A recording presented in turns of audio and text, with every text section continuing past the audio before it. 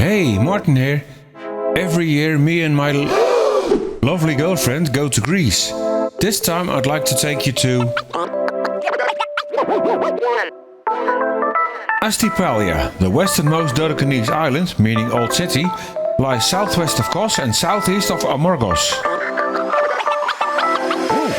To reach it by plane, we chose to fly business class with Aegean Airlines to Athens. Costs a bit more, but it's just so relaxing to travel that way.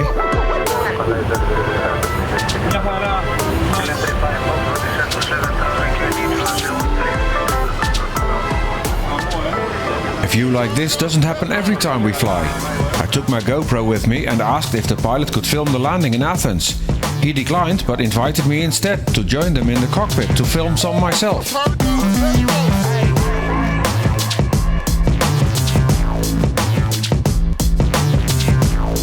I thought it was me not having a stable hand, but after the landing, the pilots admitted there was a strong side wind.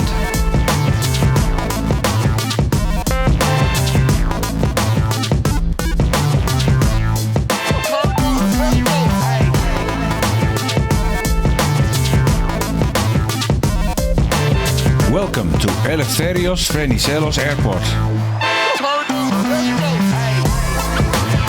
Because our connecting flight to Astypalea was the next day, we stayed for one night in Athens. Well, let's quickly get our luggage and go to the apartment.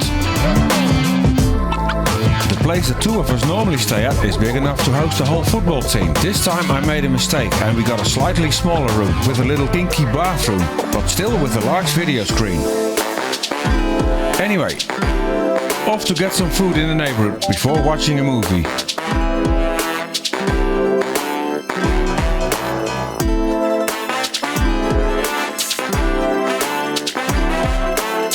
The next day we took the smallest plane we've ever been in. Astypalea doesn't have a large airport and this is the biggest type able to land there. And it's only a flight of less than an hour.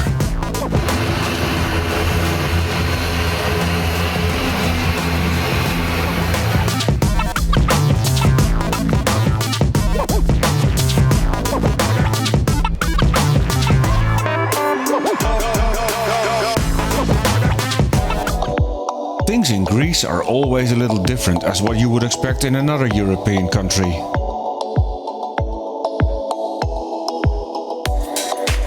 The island of Astypalea has four small idyllic villages: Chora, Analipsi or Maltesana, Pati and Livadia.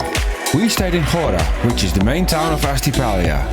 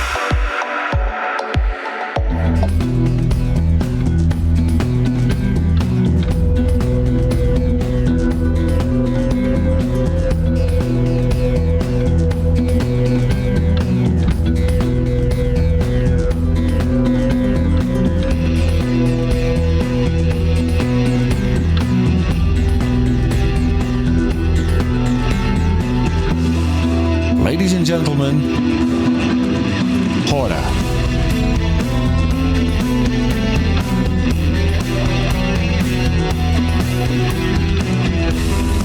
The historic town perches on a steep hill featuring the Phoenician castle at its center. Strangely enough, even though you have an upper town and a lower town, the local people don't feel like there's a difference at all.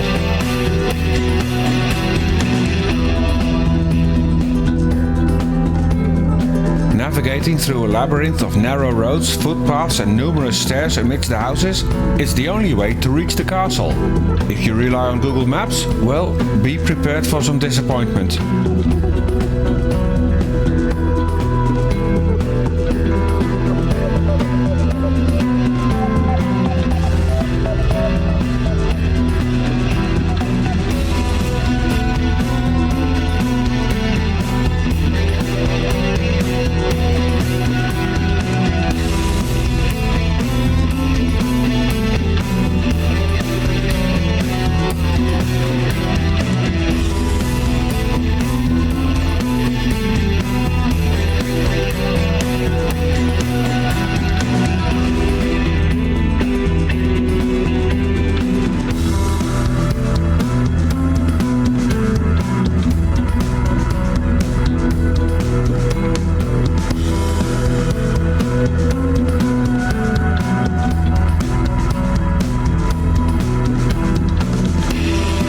The town has bars and restaurants in both lower and upper town.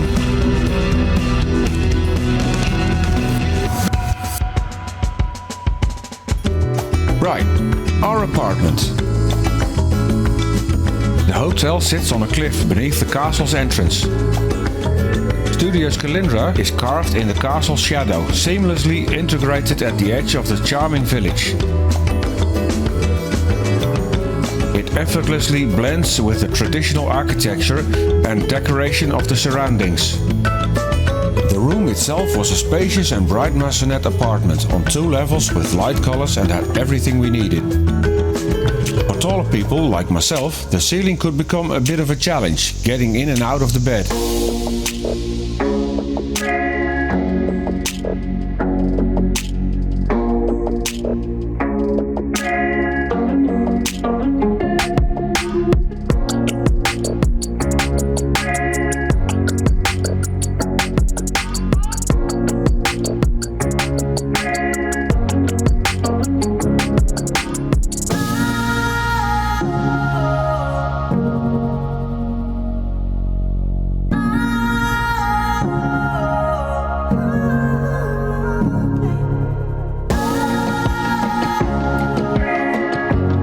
Our first trip exploring the eastern part of the island, we set off without actually going through the lower town.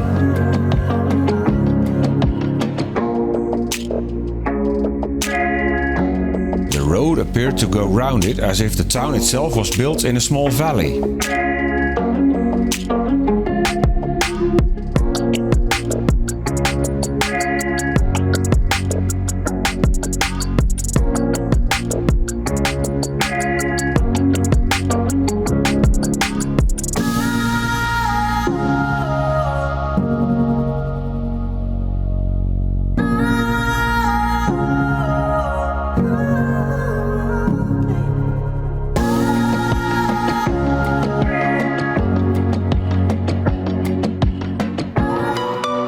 If you take a better look at the trees, you can see the wind on the island is quite strong.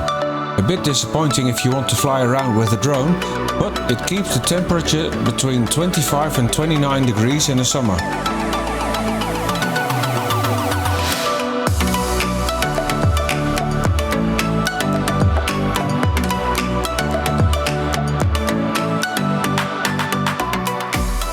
Astypalja is, because of its shape, also known as Butterfly Island. At the narrowest place it only takes 140 meters from one side to the other side of the sea.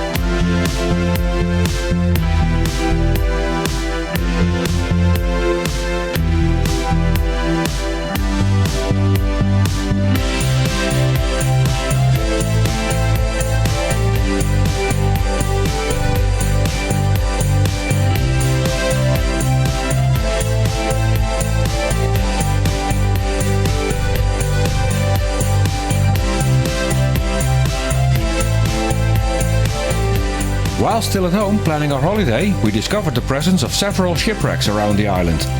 One, accessible from Maltasana Beach, caught our interest.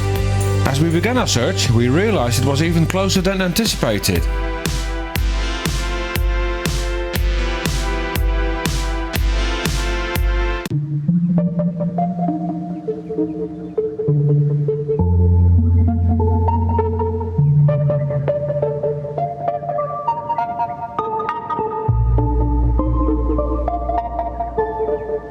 The ship, an Italian barge, was used bringing in supplies for the Italian army during the Second World War.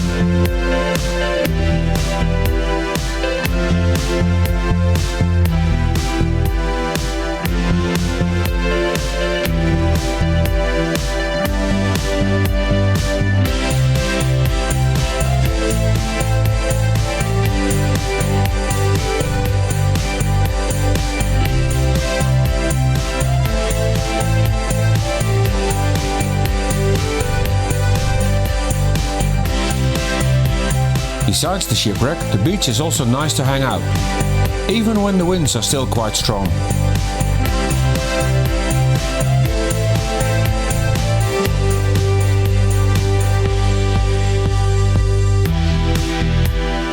Driving out and away again, just to the left in the rear of the car park, there are still some remains of an old Roman bath.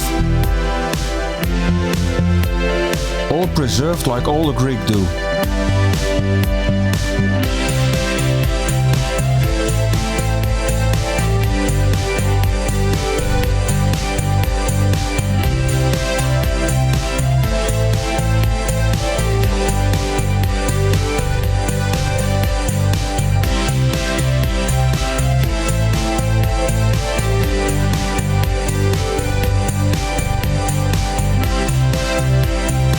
Near Chinanders, at the top of a peninsula, we came across the monument of Admiral Bisson.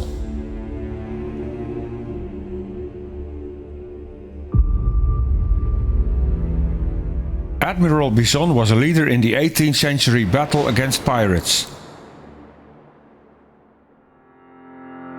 In 1827, an intense storm forced his vessel to anchor in Maltasana, where two large pirate ships attacked him.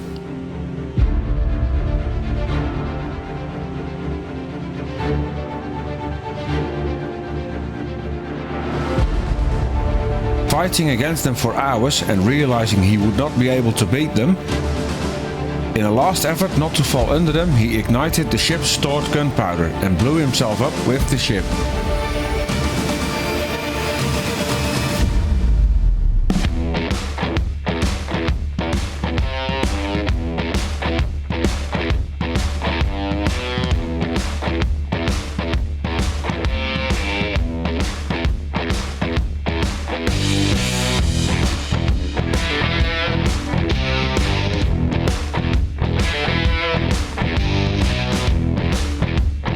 About 6 kilometers out of Maltasana, you can find a World War II Italian base camp. Of course, it's abandoned, and the only residents it still has are lots of goats.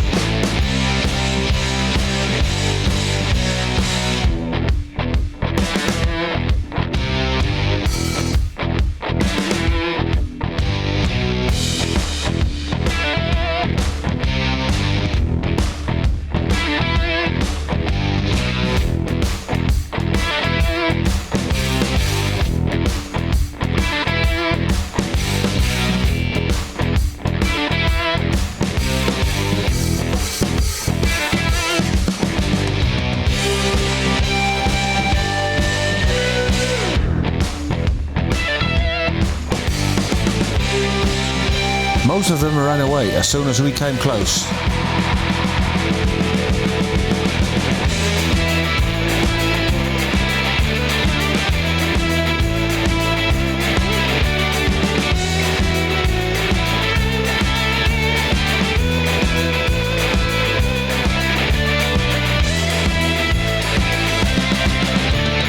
Getting closer to the northeastern part of the island, we were driving alongside Fatih Bay. A bay so big it looks like a lake, but it's still directly connected to the sea.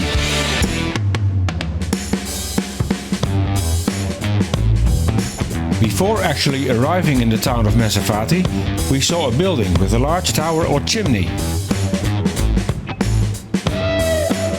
It is to be believed the building was a bakery.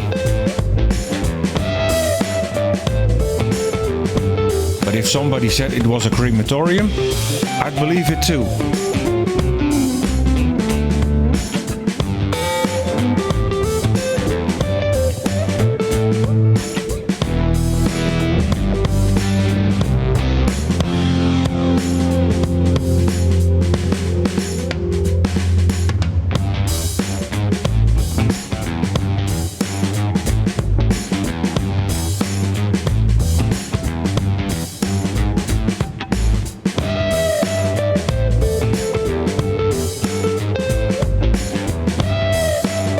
Fatih is the most remotely located village on Astypalja. Remarkably, there's a new and wide asphalt road to it, a 21-kilometer drive from the main town of Ghora. The last kilometer the road is only made of rubble, but still not as bad as you would expect.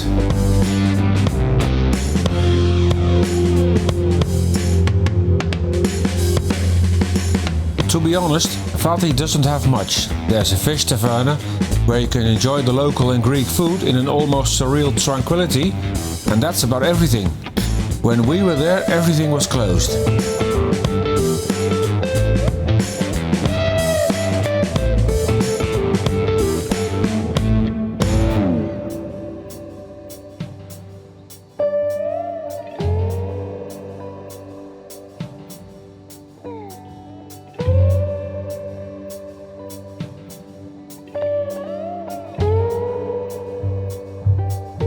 To the right, you have Fatses Bay, which we'll get to later, but first we're going to Kaminakia Beach. Another really nice spot out in the middle of nowhere, with a nice tavern.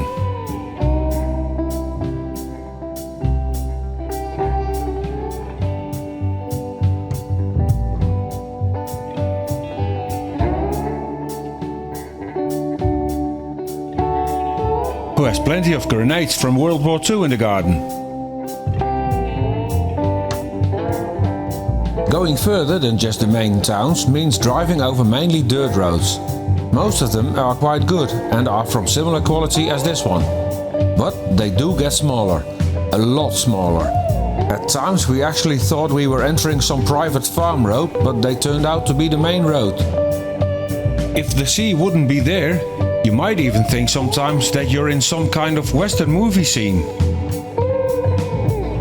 To the right you can drive to Vatses. Quite similar to Kaminakia Beach.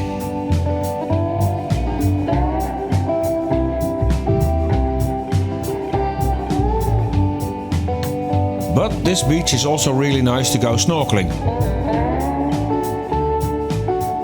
and discover the wide variety of smaller fish.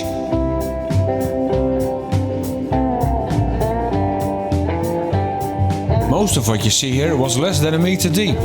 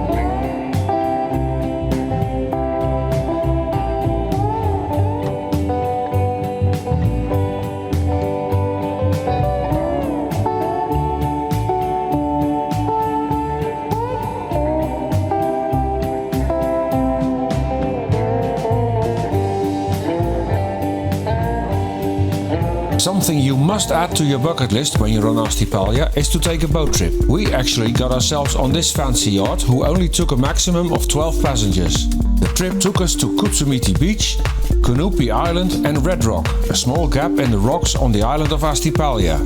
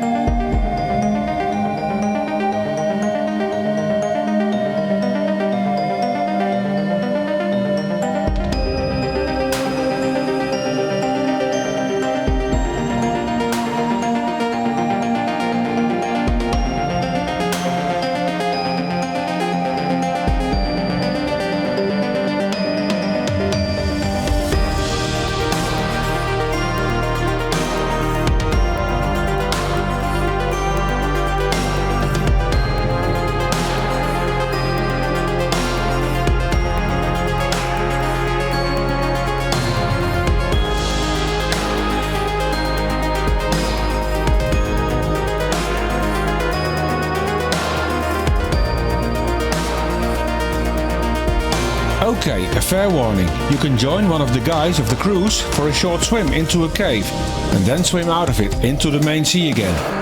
It's absolutely worth it, but to do this you need to be careful, as you will be climbing onto some slippery rocks halfway. After that you'll need to take a short dive of about 5 to 10 seconds max. When you've got both arms free for swimming, everything's fairly easy. But if you want to film it with a GoPro in one of your hands, well, on TV you would get a message not to try this yourself.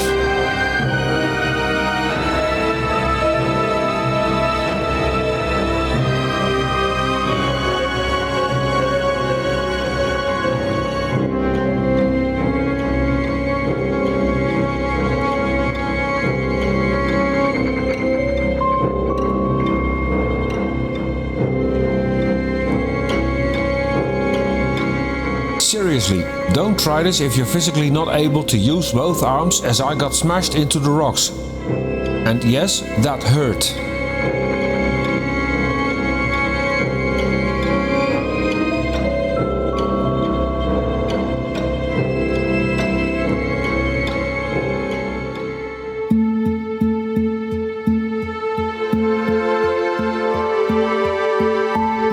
After we survived that little dive, we got treated on a nice meal. They considered it lunch, but you might as well could have called it dinner if you asked me.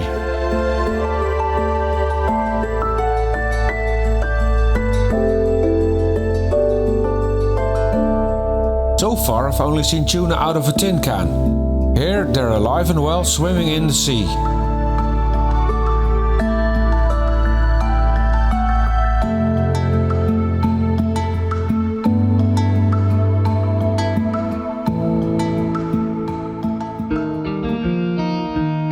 This is what we just love on every Greek island. The food is just plain delicious and the atmosphere is just so relaxed.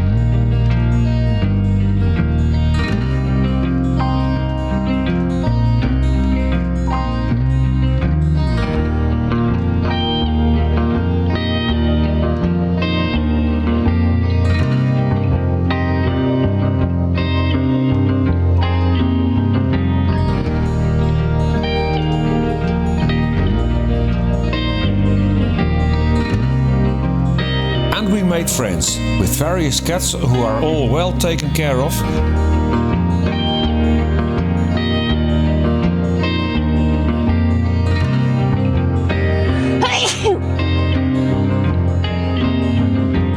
And our guard dog at the apartment, Marco.